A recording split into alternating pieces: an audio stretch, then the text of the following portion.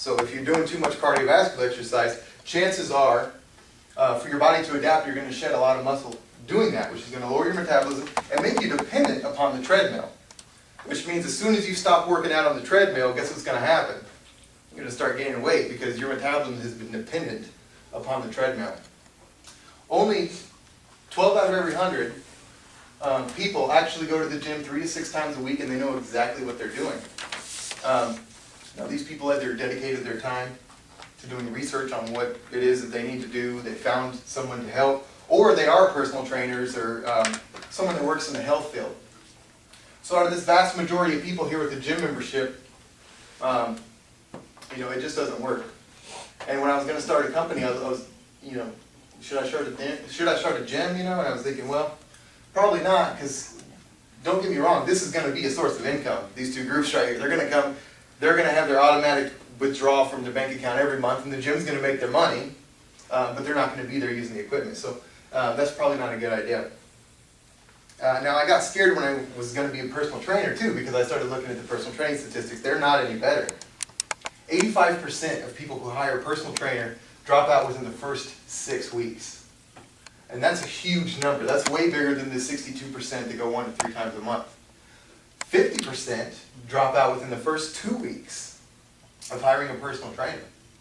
And only 15% of people who hire a personal trainer actually stick through the 20 weeks that it takes to make a positive impact on your life. And that's just how it is. But this is something that I can control. If I don't take anybody who walks in my door to be a client, that's how I control that.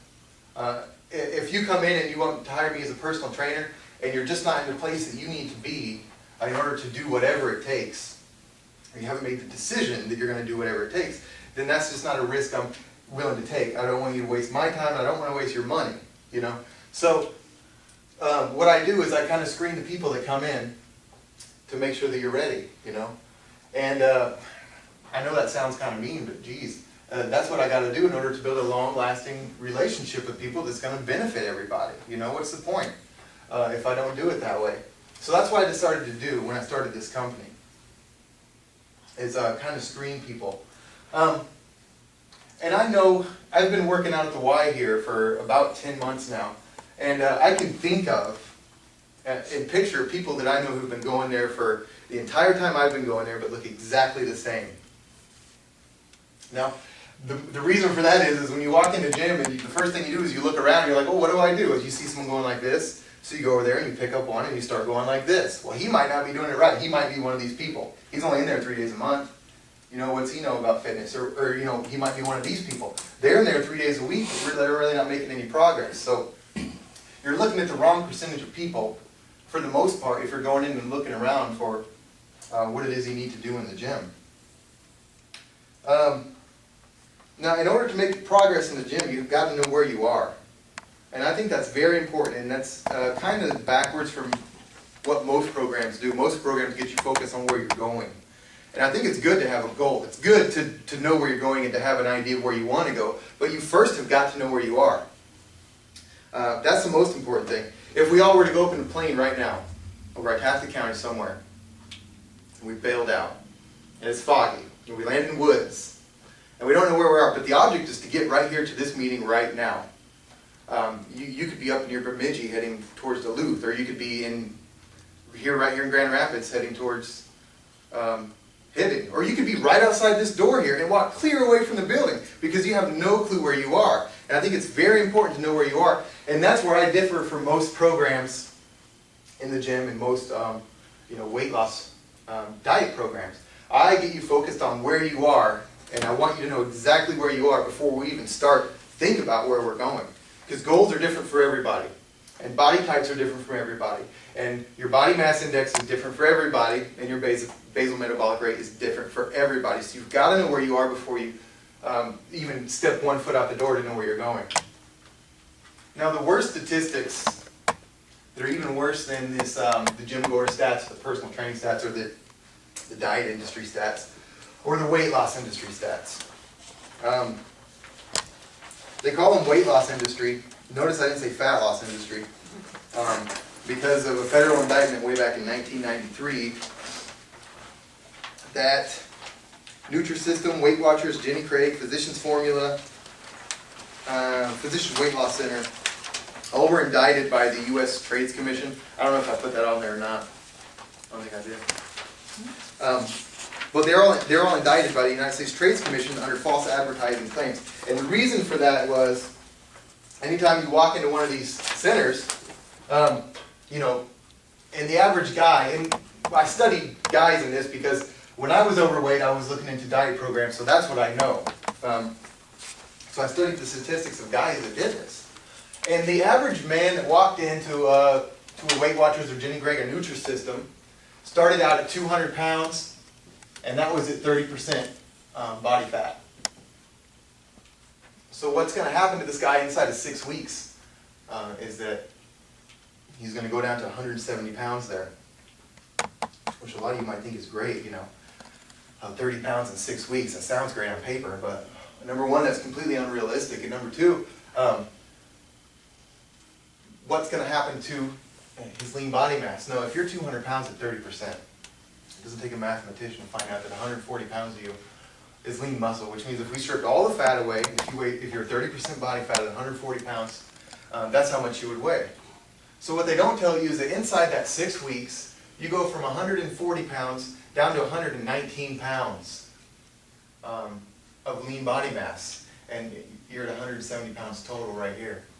That's what they don't tell you. So realistically, why they were indicted was because how could you call this fat loss right here? And anytime you see a commercial on TV or go inside a Weight Watch Center and see a pamphlet, they never called it fat loss, they called it weight loss. For this reason right here. You would lose 21 pounds of lean muscle and only 9 pounds of fat. And the math is right, I triple checked it. So what's going to happen is that if you didn't see this guy that was 200 pounds and 30% body fat in 6 weeks, and you come across him, you would say, hey man, you're looking great. What's going on? And he's going to say, I feel great, you know. He feels like crap. His immune system is in the gutter. His lean body mass is way down. And guess what? If you're 119 pounds of lean body mass and 170 pounds total, that's going to still leave you at 30% body fat at the end. So what has changed here in between there and there in 6 weeks? Absolutely nothing besides a dramatic loss in your muscle. And this is average. Some people are worse, some people are better, but this is average, and this is 95 to 96% of people within the first 6 weeks. So that's what they don't tell you. And inside of 12 weeks, well, he's feeling like garbage right here. He had more energy at 200 pounds. His immune system was working better. He was suffering from less colds, less flu. He was feeling a lot better. So what he wants to do there is he wants to get back to how he was feeling before. And the only way to do that is to eat like he was eating before and stop exercising. Now the reason exercise wasn't working here is because he wasn't taking enough in calories daily, enough to build muscle and enough to burn fat. And so inevitably he goes back up to 200 pounds inside of 12 weeks here. But the problem is he failed to preserve some of that lean muscle. So now his lean muscle only goes back up to 130 pounds. Which leaves him at 35% body fat at the end of this journey here that he took with Weight Watchers. That's why they are indicted, and that's why it's criminal activity. They were given kind of a slap on the wrist, though. They had a small fine, and now if you look at in their TV commercials, you see these results aren't typical. Your experience may vary. Your experience will vary, is what they should say, because this is 95% of the people that do it. Don't get me wrong, though. It does work. For 1 out of every 100 people. So, if you can find that person, I'd like to meet him, because I think that statistic is actually wrong. Now, when you know this, what determines your health/weight? Because they go hand in hand. If you're overweight, you're going to have health problems. So, this is what determines it. A lot of people think that it's different. 75 to 85% of your health or your weight is by your diet, what you eat. A lot of people get that term diet wrong. A diet isn't whatever fad trend you're following right now. A diet is what you eat all the time. You could be on a cheeseburger diet, but if you're eating cheeseburgers all the time, that's